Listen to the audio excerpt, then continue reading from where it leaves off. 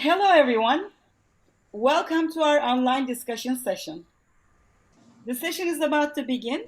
It's going to take it's going to be recorded and it will last 60 minutes. Please keep your microphone muted during the presentation. If you have a question or comment, enter it in the chat during the presentation and your question will be addressed by the presenter at the end. You can also raise your virtual hand or real hand if you would like to contribute to the conversation. This is an interactive online session, so we encourage you to interact with our speakers as appropriate. We are going to give you certain times to interact with us. So please wait for those moments when we have some time to have a discussion with you. So TESOL International Association's Second Language Writing Interest section is pleased to present this interactive online discussion session titled Qualitative Research Project with Genre Points in an online graduate writing course. The discussion focus of this talk today, I would like to share. With the transition to online teaching, we were faced with the question of how students can further develop their critical thinking skills in a graduate writing course. A common concern among many instructors is how to provide support to our writing students in an online environment. This discussion aims to focus on how using OneNote in a project-based course can help facilitate ongoing feedback and capture how students develop criticality predisposition as they work on a research project. It's a pretty important topic. So let me give you a little bit of information about us today. I am the organizer, moderator of this session, and my name is Aylin, and I am the Second Language Writing Interest Section Chair at the moment. And our speakers are Dr. Veronica Molivorska, member at large. She's our member at large in our Second Language Writing Interest Section Steering Committee, and Dr. Natalia Watson. And Veronica and Natalia are colleagues at Northeastern University. Our first speaker is Dr. Natalia Watson, and she is going to start the presentation. She's going to have a couple of questions for you on her slides. So when she poses the questions, you can answer the question either in the chat box or live. And second speaker, Dr. Veronica Molivorska, is going to continue the conversation from where Natalia left it. And if you have any questions for her, please also enter it in the chat box. And if you really would like to say something, you can also raise your hand and we can have you raise your question or comment. And in the end, we are going to have a short discussion session. So feel free to, again, share your ideas and questions there. And finally, I will wrap up the session. Okay, here I would like to stop sharing my screen, and I would like to give you some information about our speakers. So I'm going to be reading about them. Dr. Veronica Molivorska is an associate teaching professor in the Global Pathways and American Classroom programs.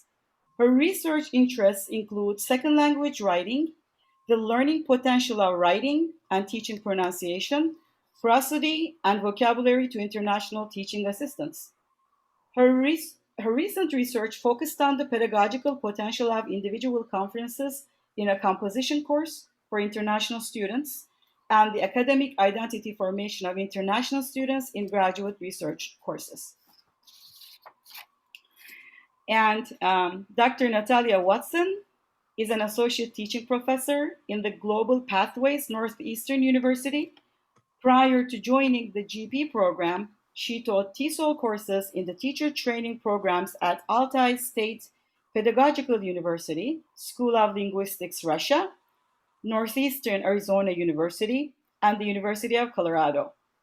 Her recent research interests include academic identity construction of graduate international students, incorporation of critical thinking into writing, and the pedagogy of genre analysis. Okay, so welcome to the discussion. I know this is going to be an interesting and important discussion. Let's get started, and I'll hand it over to our first speaker, Dr. Watson. Okay.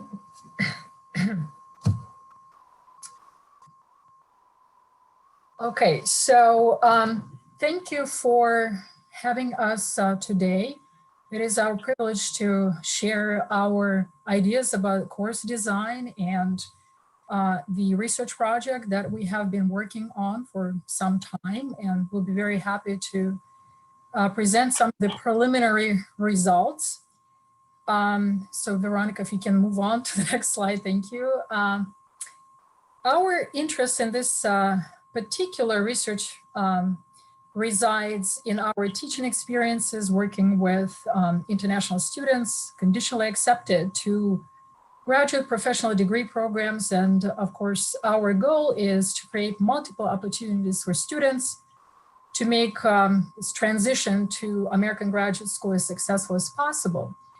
And well, certainly academic language and discipline-related content are at the very center of our students' academic socialization experiences. So we try to design a curriculum that affords multiple opportunities, meaningful learning opportunities to acquire academic language and develop discipline-specific identities, which is which is captured in the work by Millet, Han and Habib.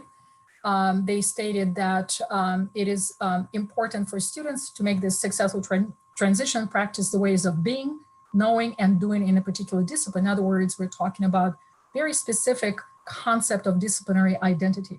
So, you know, common themes frequently come up when we deal with the common concerns, and these are a lack of familiarity with academic expectations among international students. Of course, there's a gap in discipline English. There's a problem or difficulty with comprehending complex texts, lack of experience with collaborative assignments. And sometimes there's a lack of understanding what it means to analyze a paper, what it means to interpret information, and how to put it in a text of your own. And of course, there's another formidable task, which is to come up with something that is valuable and meaningful for students in the new climate that we have to endure, and not since we work now mainly in online environment. Veronica. So as I am sure many of you do, we begin with needs analysis of our students. We have a large group of students that arrive with a swath of different language proficiency levels, and more important, represent in different disciplines. And that presents its own challenges to us as well, so that we can meet all students' expectations. So what helps us quite a bit is working in very close collaboration with graduate school faculty. We collect student work that these graduate school faculty consider successful. We also have them comment on these papers so that they can outline exactly which textual features fall under the category of successful writing and successful presentation of students' position. So students are mainly from business-related programs. We also learned from these multiple conversations with our colleagues in graduate programs that the dominant genre or the dominant assignment and thus specific genre conventions that they practice or expected to produce come down to a form of case study which is kind of expected in business-related fields. Sometimes they refer to them more like a research project. In some cases, it's simply a case study. But the major requirement revolves around providing analytical descriptions of context in an organization. They call it situational awareness, and also they need to integrate stakeholders' roles. These programs now practice simulation case studies, considering, again, the current environment. Another very valuable feature that I try to cultivate among their students is reflective approach to learning. Next. So in one of these interviews, we asked faculty from the Corporate and Organizational Communication program to elaborate on what exactly constitutes a valuable student work. What are the expectations? And so you can see that the faculty refers to the multi-layered complexity of assignments, and they expect their students to exemplify, to actually display critical thinking behavior. And I like how he used a metaphor with, comparing this complexity of the issue with an onion, as he said, I want to know details, peel back the onion. You cannot peel back just one level. There are multiple levels. You need to put the puzzle together. It may not be traditional critical thinking in terms of making connection, but they need to elaborate, provide more detail. So they expect their students to demonstrate thoughtfulness, engagement, and effort. One of the pivotal points here is the emphasis on critical thinking. And, sometimes students are puzzled by what exactly constitutes critical thinking. Sometimes the faculty themselves have a difficult time explaining that in more clear terms. And so before we move on, I actually would like to pose this question to our audience. Please either unmute yourself, just shout out the words that come to your mind when you think about critical thinking. Or you can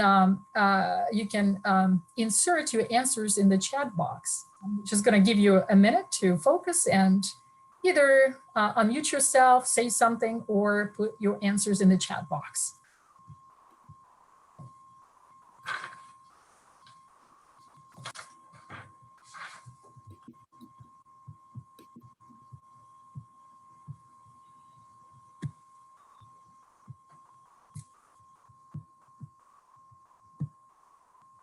Eileen, I'm trying to get to the chat box. It does not allow me to do much with that. Okay, I can see the chat box here. Okay. And we have questioning assumptions, understanding multiple perspectives, making connections to real-world examples and events. It refers to the analysis of every point from various perspectives to do evidentiary reasoning, comprehensive view. All right. Well, this is, Veronica, if you can go to the next slide. This is something that is captured in our approach to defining critical thinking.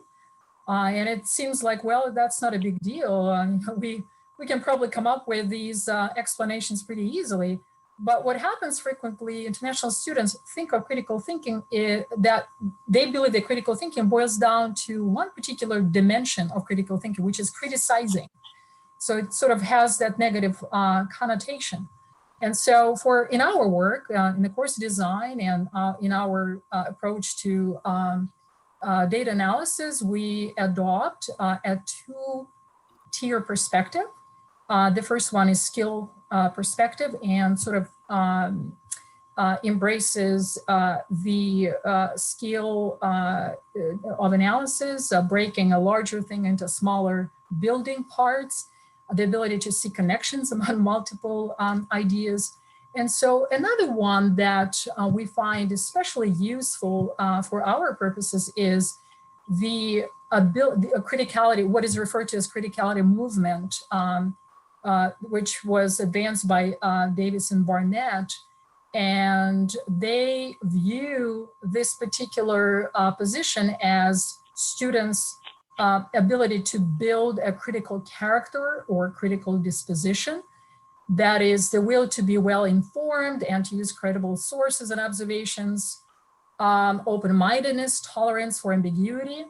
That is really one of the key points that so many of our colleagues in graduate degree programs emphasize, that in their experiences, international students have a difficult time with dealing with ambiguity. And so cognitive agility, self-reflection, and self-regulation. Next. Veronica, you can go to the next slide. Okay. Keeping this approach to defining critical thinking, keeping this conceptualization critical thinking in mind, we design a course in a pathway program at Northeastern University known as Research and Writing for Graduate School.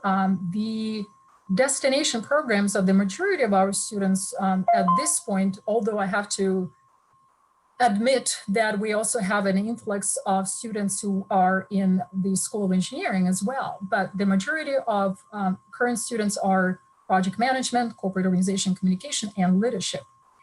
And our course design has been informed by several influential theoretical frameworks or pedagogical approaches that includes Tardy's theoretical model of building genre knowledge, the four-dimensional model where the knowledge of content, the knowledge of language, rhetorical organization, and processes that are necessary to acquire the genres come together, coalesce. Now, the relevance of project-based learning is hard to overestimate. We certainly, I'm sure everybody, the majority of us are familiar with the fact that it has been documented very well in research literature, and the benefits have been described very well in terms of what students learn, in terms of language development, motivation, engagement, self-confidence, critical thinking. And there is, however, a very specific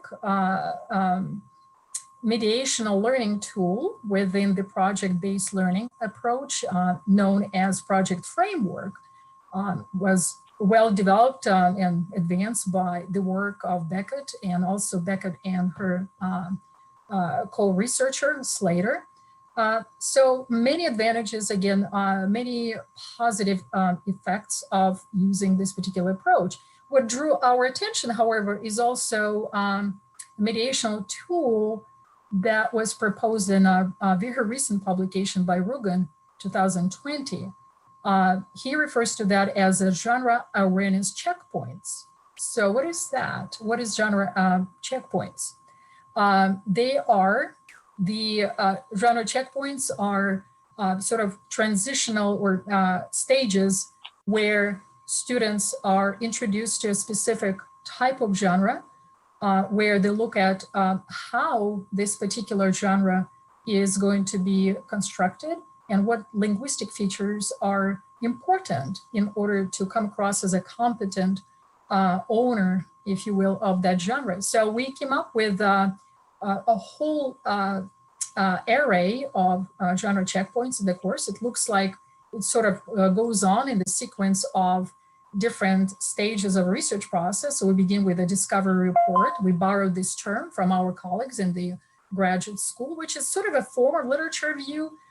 We don't want to call it literature review because it's a grand term and our students are not quite ready for that step yet. So it goes on with study design, methodology, empirical data collection, data analysis, research, discussion paper is our final project. And of course, students work on their reflections. You can see the recursive nature of the entire project, and students have these opportunities to sort of stop at the end of each genre checkpoint, take a breath, reflect upon what they've done, and they have multiple opportunities to revisit these points, these stages.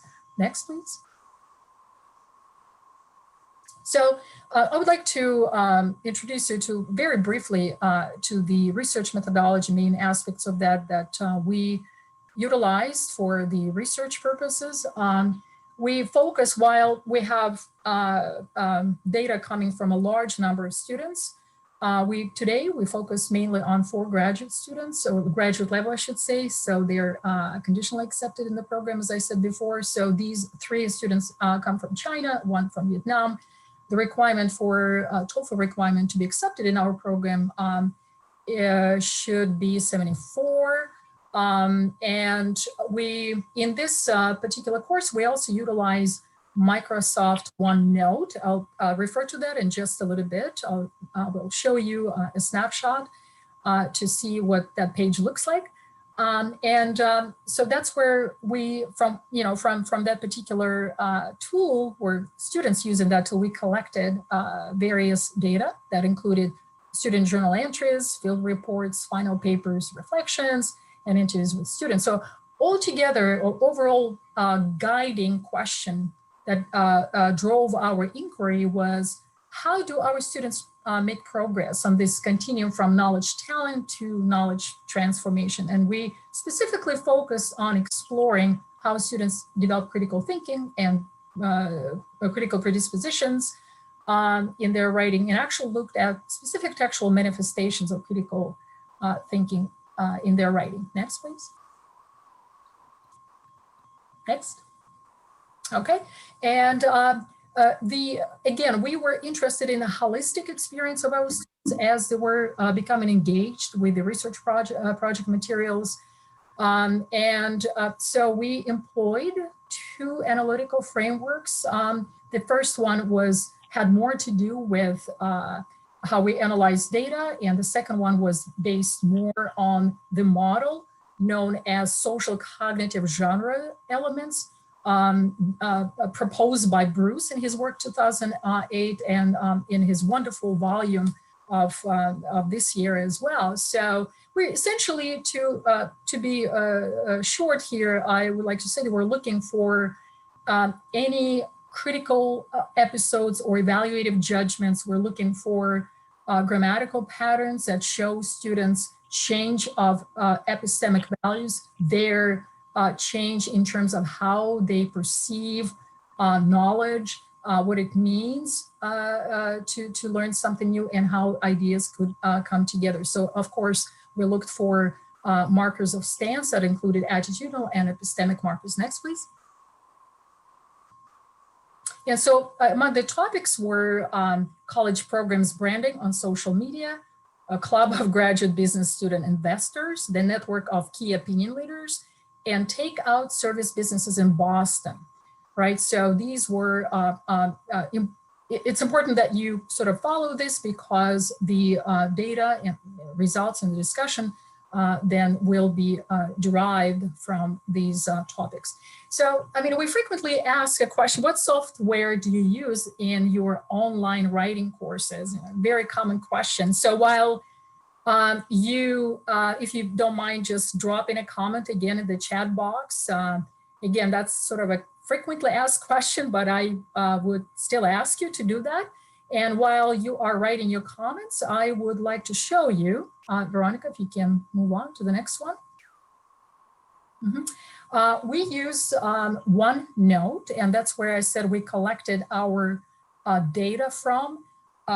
So OneNote is a program that is embedded in Canvas, and it's supported by our university. Otherwise, of course, it could be extremely expensive, unfortunately. So, but it's designed for research, for note-taking, for large information storage. It lets you do a variety of things, and you can see that so many pieces of student work are all in one space, and that we can kind of, as an instructor, you can really coordinate this big negotiation space that we develop in using this particular program. So you can attach, you can include links to various sources that you found elsewhere, external sources. If you collect,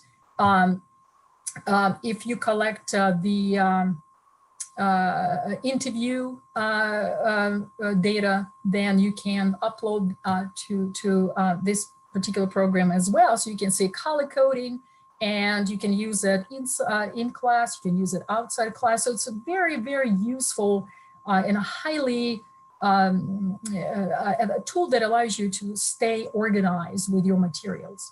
Okay, all right. So let me see what we have in our chat box in terms of this software. Evernote is not free anymore. Oh, interesting. All right. Let's see some other comments here. All right. Okay. So Veronica, if you can go to the next one. Yes. Okay. All right. So before we actually move on to discussing and presenting our selected findings and organizing discussion around that and introducing some comments based on the findings, I would like to open the floor to your questions, to your comments. Please feel free to put them again in the chat box or unmute yourself and just shout out your question.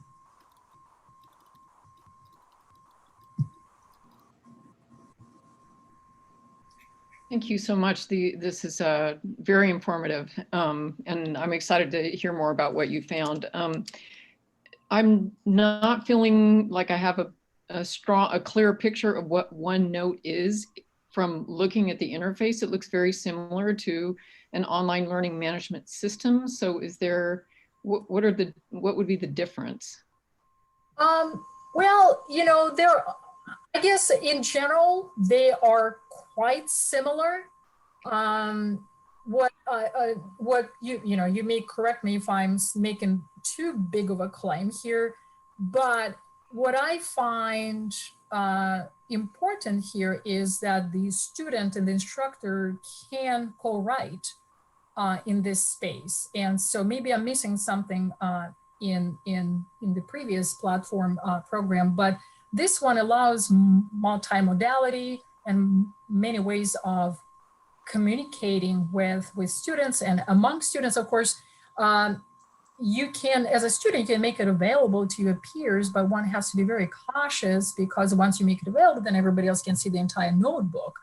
I'm not sure if I answered your question, but really the biggest asset here is that so much information is organized in one spot and you can have a lot of interaction in class and outside of class.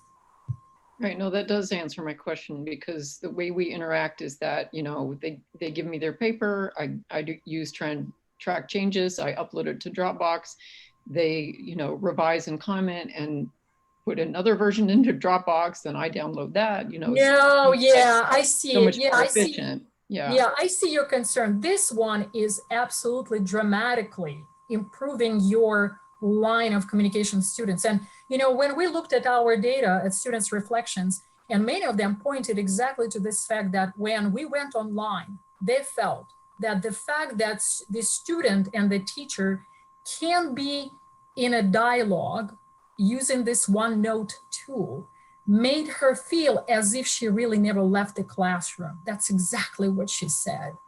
So, you know, this is just a fantastic opportunity to see the change, to see the trajectory of your development as a writer, or, you know, as an instructor, you can see what is happening with your own understanding of the student project. So the dialogue that you create in this space is very, very rich, and it's all there in one space.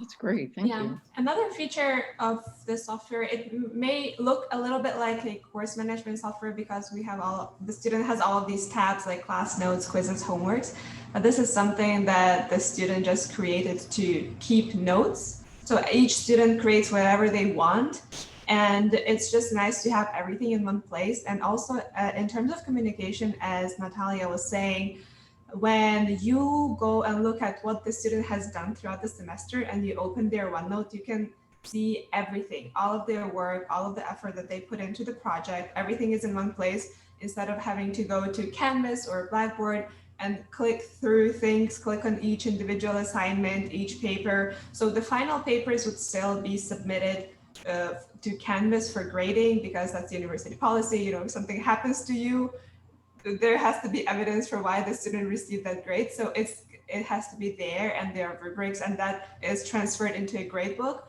OneNote doesn't have a grade book, but it's sort of everything in between, from the first draft, every little step, revisions.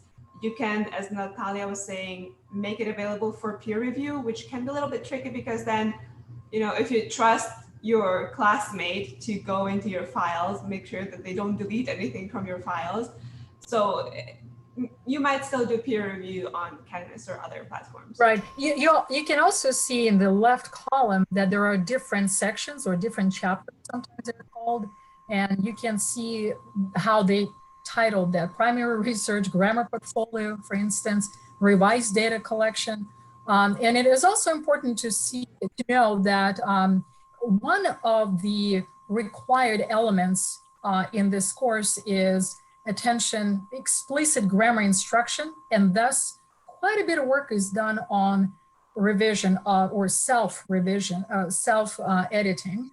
And so we kind of echo the four-dimensional approach in the model by Torti. And so when you go back to when you open these folders, and you can see students' trajectory, that's the word I like to use to demonstrate the growth. Sometimes you see struggles, but that's all reflected there. And that's what captures their attention. That's what they pay attention to. And you can also do something similar with Google Drive and just creating a shared folder for your class, but that one will not be integrated with Canvas. So OneNote, because it's part of the university, it was used since it's easier to access it. And having this organization of the little tabs that make everything available and visible very quickly, as opposed to in a Google folder, you would still create folders and files within folders. So there might be changes in Google Drive soon that might make it more user-friendly. I typically just use it for some collaborative writing assignments. But this is more of keeping track of the individual work of the students. So we also have a question in the chat, which is, could you please speak a bit about if or how you teach students the genre elements of a research paper before they start their own research? Natalia, would you like to address that? Sure. Well, first of all, sometimes we actually call our approach a quasi-research project. So what we do, as I said, we try to integrate the principles of research work that they're required in their business-oriented courses. And as I said, a major requirement is to analyze in great detail the culture of an organization and interview multiple stakeholders, not once, but many times, as our colleagues continue reminding us of. And so we do, well, again, we have students who come from different backgrounds, going to different specialization areas. And as the first genre checkpoint is as discovery report. And that's where they go and look for papers that are read in their discipline. And we introduce them to the principles of genre analysis. We work quite a bit on deconstructing text, drawing their attention to how the argument is constructed in that particular paper for that particular discipline. And so we would like them to understand that there is a degree of flexibility. So it really depends on where you come from in terms of your field, and also what type of assignment you're doing that for. But there is a lot of preliminary work on deconstructing text that we engage students in. That's my short answer to the question.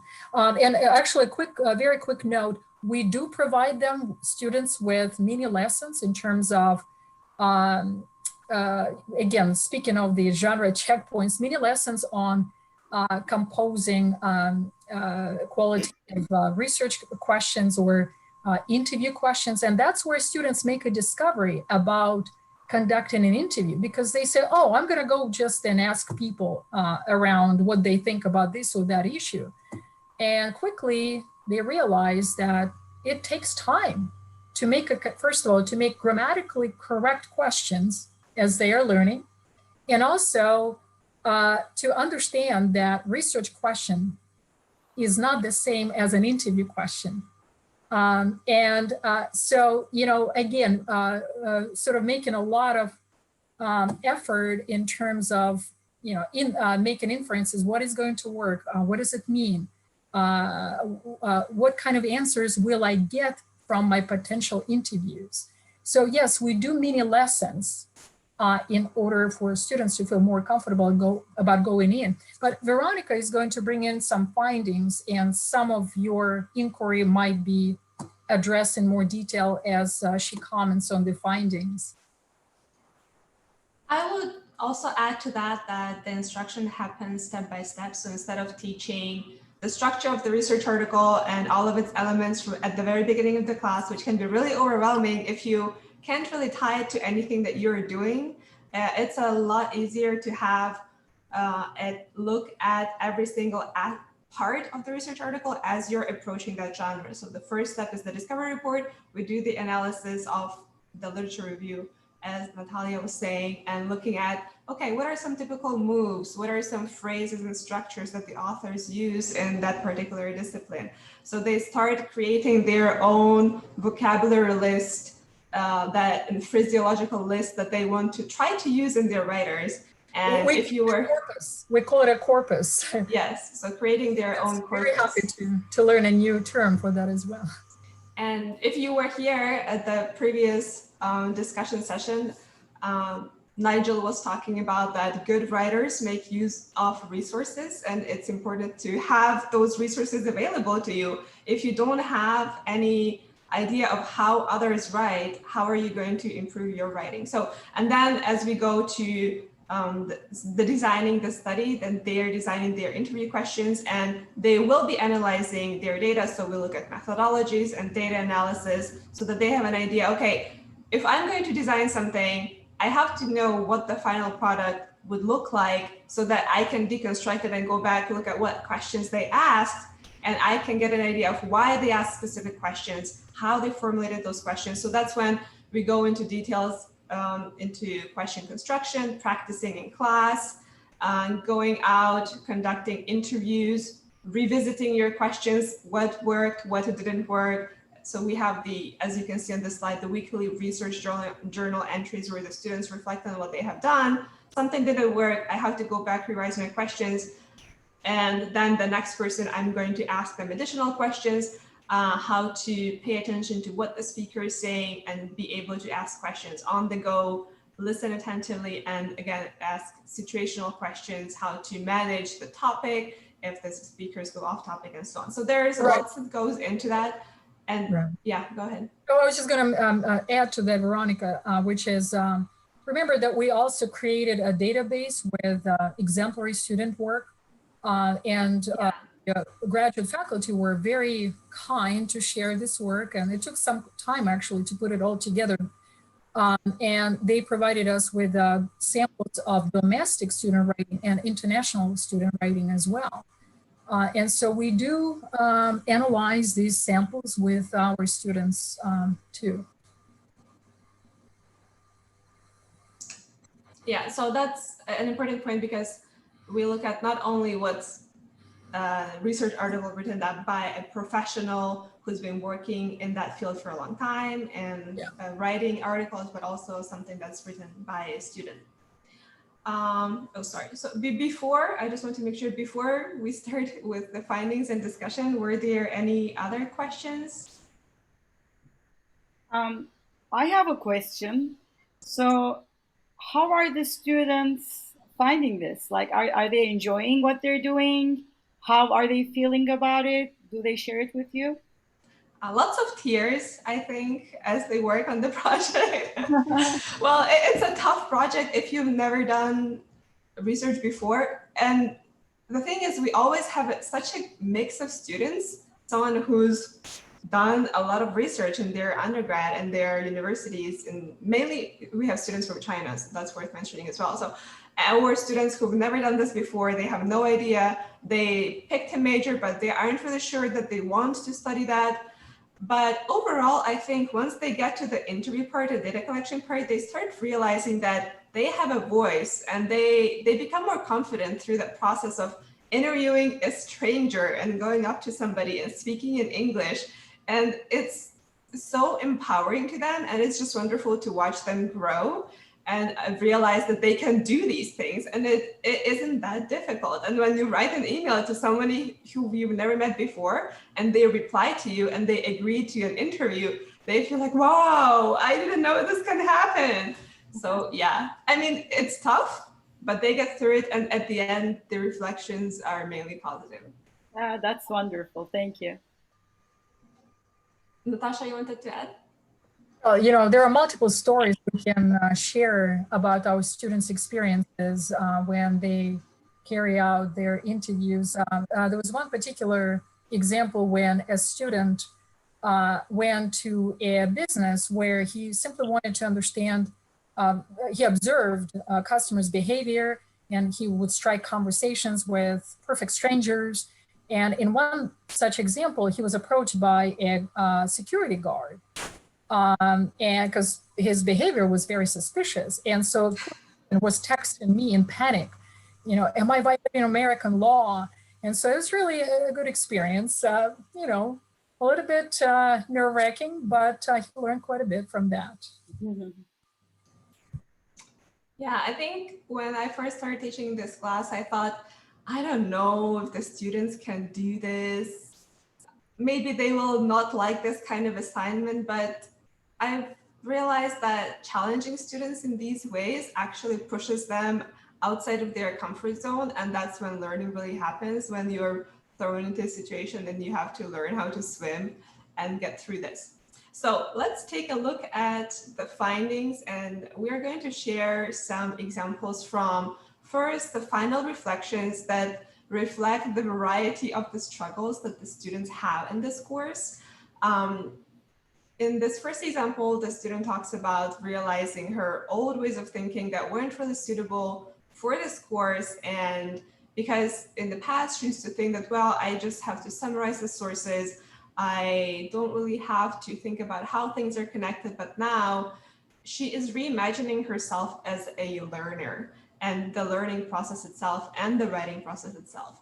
The struggles and the tension starting the learning process is something that a lot of the students write about, how they go through revising their papers several times, how they learn to be critical. And sometimes we are our worst critics, which is really hard.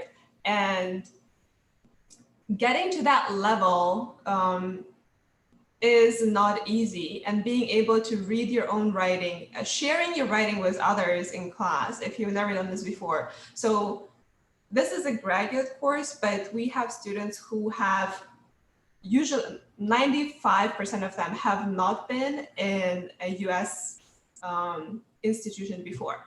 So this is their first time, and they're going through all of these struggles. And they learn to distinguish the differences between what is required in their home institutions and what is required here.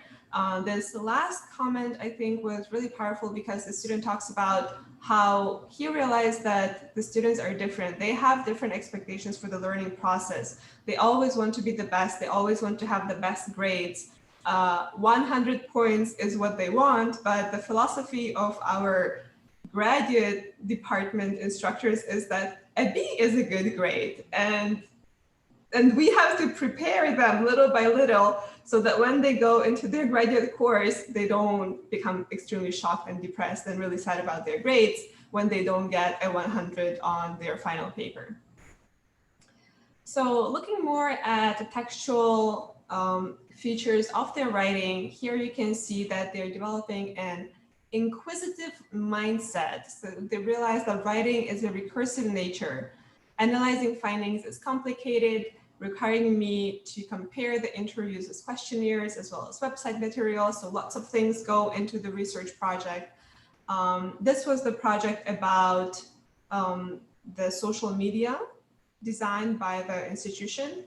And to catch the interview's perspective, I have to listen several times, and also understanding and analyzing data. You know, how do I know what they mean? Or figuring out exactly how to interpret data is something that the students struggle with. So this is from their journals and also the one-on-one interviews with the student here. I want to read more. I went back to read the articles and again, start fresh. If you're lost, if you feel like you're not getting anywhere, go back, look at your sources. Did you actually learn something? What are you taking away from that? Maybe you need other sources. Maybe you need to learn more to be able to analyze the data. Maybe there's something that you don't know. So in terms of cognitive and social genre elements, here you could see that evidence of the students incorporating the explicit instructions that they receive in genre analysis and genre awareness raising. So you see the student incorporating specific phrases that they have seen and their sources into their own papers. And so I highlighted some of them here, as was in, or the similarity shows that, which is generally consistent with, some mistakes in a couple of places, but we kept it as it was. Thus, what CPS may benefit is that it can release more of these types of posts, etc. You also see the change from categorical thinking to use of hedging and softening their tone, which is something a lot of the students struggle with because they had this misconception of American writing style that you have to say the things directly because Americans are so direct. Yes, but in academic writing, you have to be a little softer and you may offend people if you write really directly. So you have to use hedges, you have to use modals to leave space for interpretations. So there might be other interpretations of your findings. This is not the only way to interpret your findings. So this is another topic that they also receive explicit instruction in. And as I go through these, if you have anything that comes to your mind, I'm also looking at the chat. So if something comes up, feel free to put your questions into the chat and I'll try to address them. And we will have time for more questions at the end as well. So another example of cognitive and social genre elements, you see again here, this is from the final paper, the research discussion paper, the student using expressions that show that there is an understanding of how information is connected and recreating these connections in their writing, which is important. So we talk a lot about in all of our webinars and presentations at TESOL, synthesis skills, analysis skills, critical thinking skills. How do you get to the point? And by practicing, looking at how others do that, try to recreate it in your own writing. But also having this space, the one note, where you can have everything together and mark things, highlight things, move things around easily, makes it a lot easier for you to create these connections. Others have suggested using tools such as mind map, where you can sort of map out all of your ideas that you have. So students sometimes get creative and they incorporate other tools into their research project, and we always welcome that.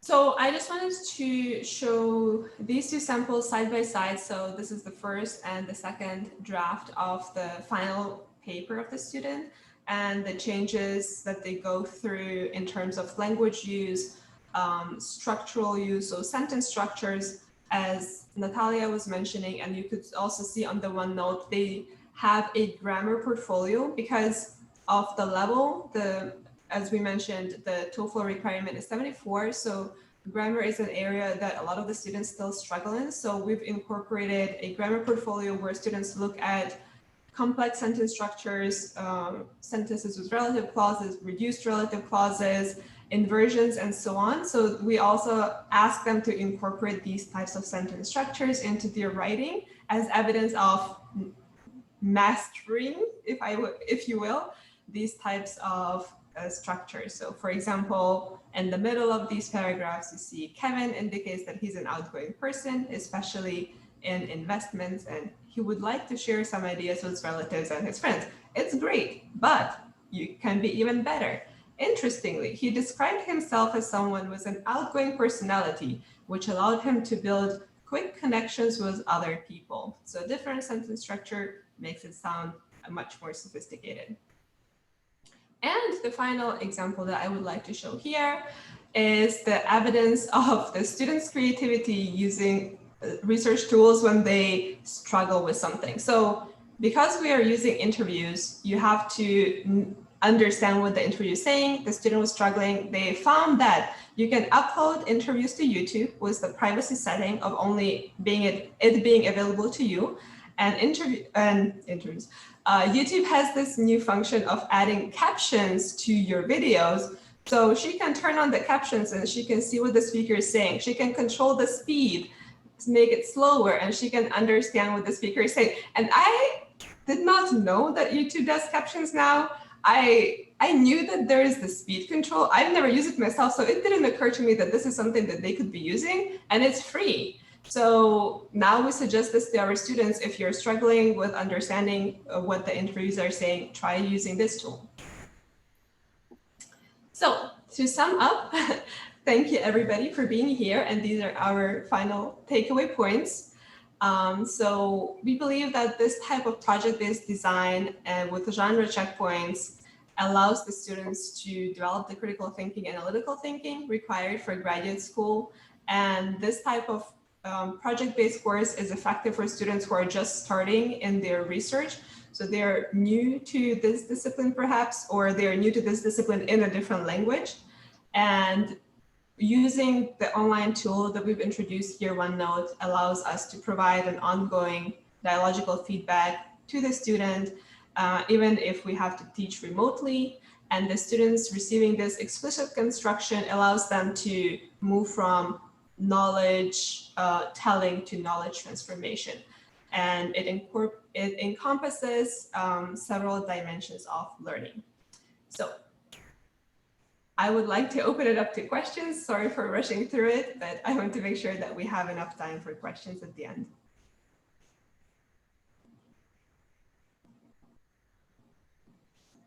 Yeah, the floor is open for questions.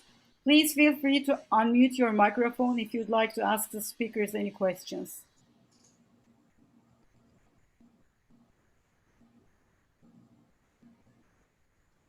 And our references, and yes. Can you guys give us a little more detail about the student paper database that you have, like what the size is and maybe different departments, a little bit of that about that? Right.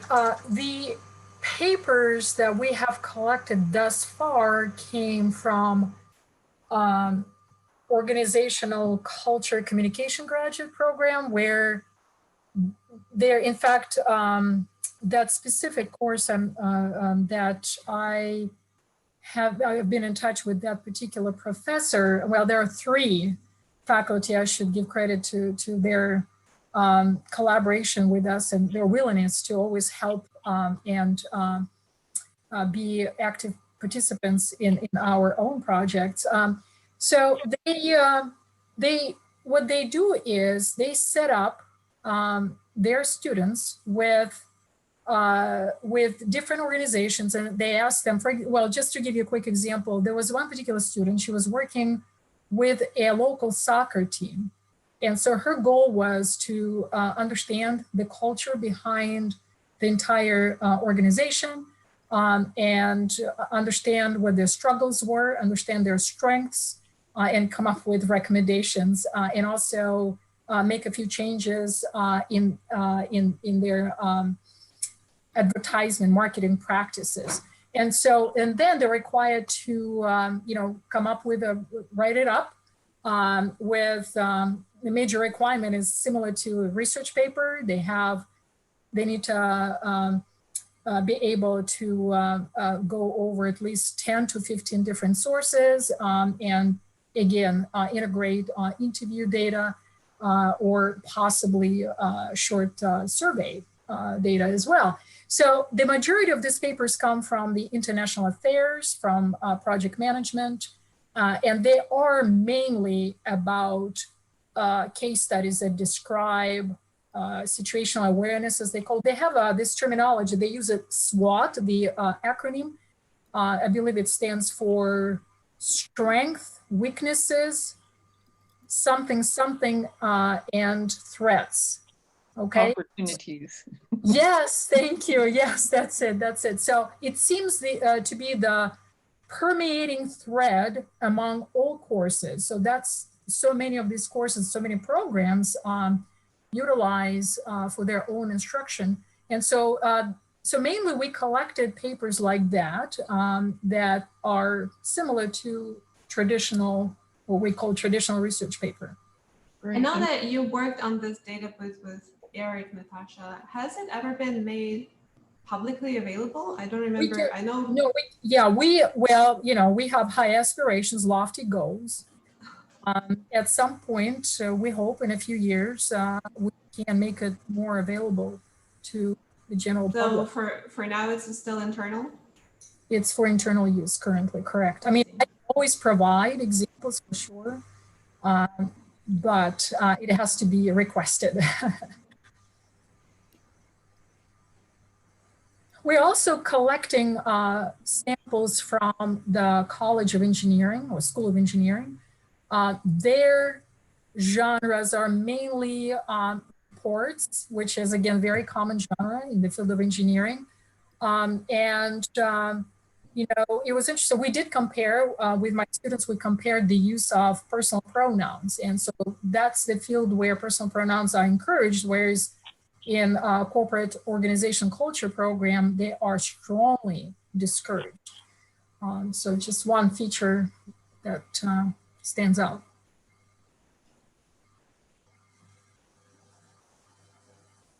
And when Veronica was showing you the examples and commenting on this, the acquisition rate of what some call linguistic traces, and you can see that lexicogrammatical features, and actually you can see sentences, more specifically sentences with subordinate clauses of concession. For our students to express your position boil down to saying, I think, I believe. So, you know, using Highland's meta discourse devices, you know, self-mentioning, self-references. And so when we begin talking about the meaning of sentences with subordinate clauses of concessions and what it really means in terms of showing what you think about particular information, how you can present your analysis using just that kind of sentence was a major discovery for our students. Yeah, okay. So if you don't have any other questions, we have only 2 minutes left. I am going to wrap up the session, but if you'd like to ask one more question, that would be great.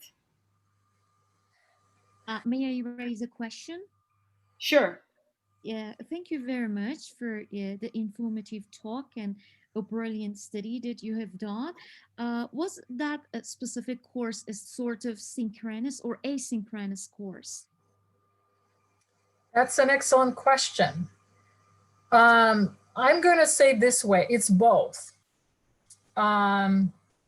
It also depends on how you really do your asynchronous teaching, because in our program, it is required that you meet for a certain amount of time per week with your students, even though technically it's asynchronous.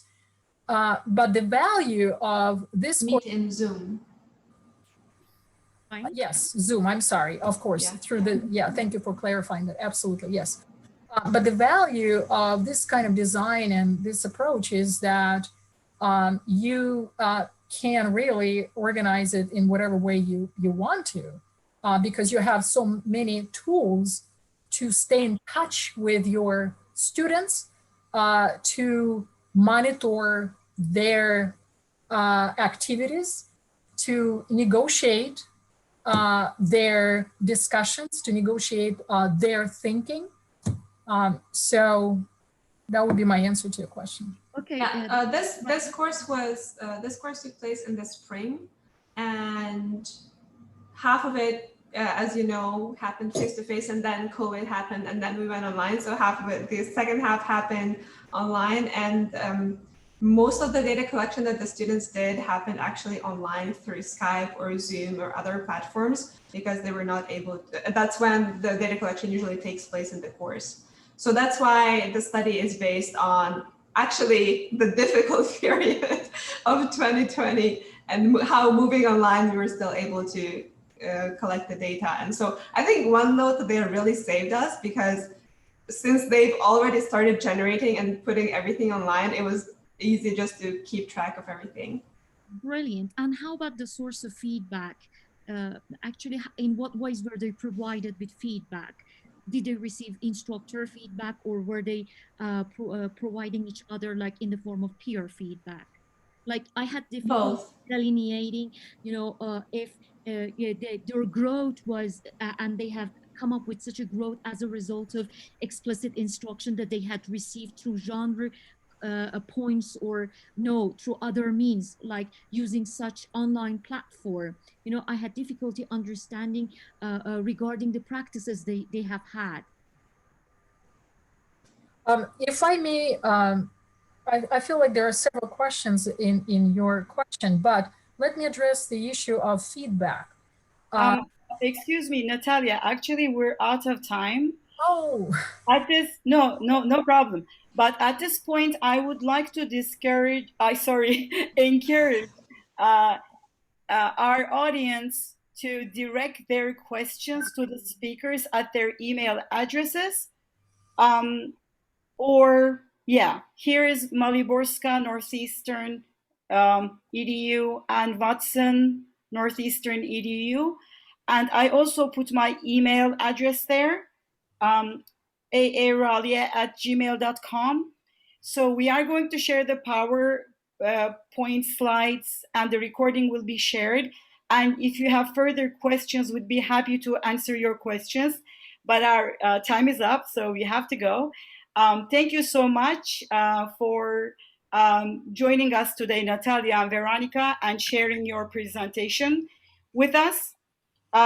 Not only have you looked into how to help students with their higher level thinking skills, but you help them with register, confidence building, and you're trying to help them succeed in new academic writing conventions that they're expected to pursue their studies in the future. So you have tried to do a lot of pedagogical good to the students, and we have really appreciated watching your presentation today. Thank you, everyone.